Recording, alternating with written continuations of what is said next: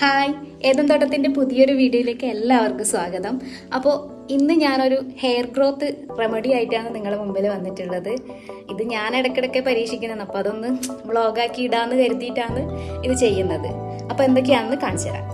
അപ്പോൾ ഇതെന്താണെന്ന് വെച്ച് കഴിഞ്ഞാൽ ഇത് 2 ഗ്ലാസ് വെള്ളത്തിൽ 1 സ്പൂണ് ചായപ്പൊടിയും അതുപോലെ 1 കൈപ്പിടിയിൽ ഒതുങ്ങുന്നത്ര കറിവേപ്പിലയും കൂടി ഇട്ട് തിളപ്പിച്ച് ഏകദേശം ഒരു 10 മിനിറ്റോളം തിളപ്പിച്ചെടുത്ത വെള്ളമാണ്.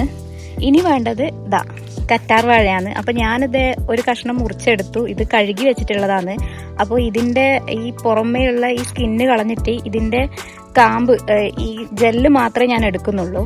അപ്പോൾ ഇനി മൂന്നാമത് വേണ്ടത് ഈ ചെമ്പരത്തിൻ്റെ തളിരിലയാണ്. ഞാൻ കുറച്ച് പറിച്ചെടുത്തിട്ടുണ്ട്. എൻ്റെ മുടിക്ക് ആവശ്യമുള്ളതാണ് ഞാൻ എടുത്തിട്ടുള്ളത്. അപ്പോൾ ഇത് കഴുകി ക്ലീൻ ചെയ്ത് വെച്ചിട്ടുള്ളതാണ്. അപ്പോൾ ഇനി എന്താ ചെയ്യാന്ന് വെച്ച് കഴിഞ്ഞാൽ ഒരു ജാർ എടുത്തിട്ട് അതിലേക്ക് ഈ നേരത്തെ കഴുകി വെച്ച ചെമ്പരത്തിൻ്റെ ഇല, തളിരിലയാണ് ഇത്. അപ്പോൾ ഇത് അതിലേക്ക് ഇടുക.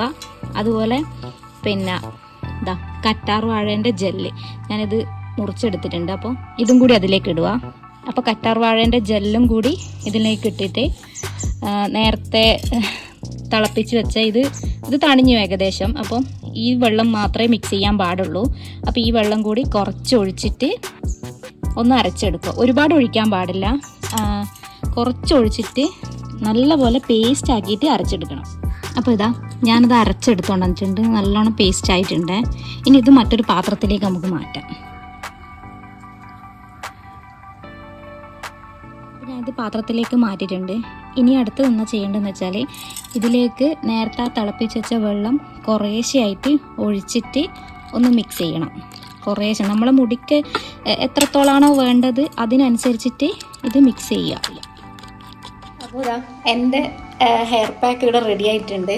അപ്പോൾ ഇനി ഇതെന്താണെന്ന് വെച്ചാൽ ഇത് നമ്മളെ മുടിയിലും നമ്മളെ ഈ സ്കാൽപ്പിലും എല്ലാം നല്ലപോലെ തേച്ച് പിടിപ്പിച്ചിട്ട് ഏകദേശം ഒരു 20 മിനിറ്റ് വെയിറ്റ് ചെയ്യുക. അപ്പോൾ അത് കഴിഞ്ഞിട്ട് നല്ല പച്ചവെള്ളത്തിൽ കഴുകിക്കളഞ്ഞാൽ മതി.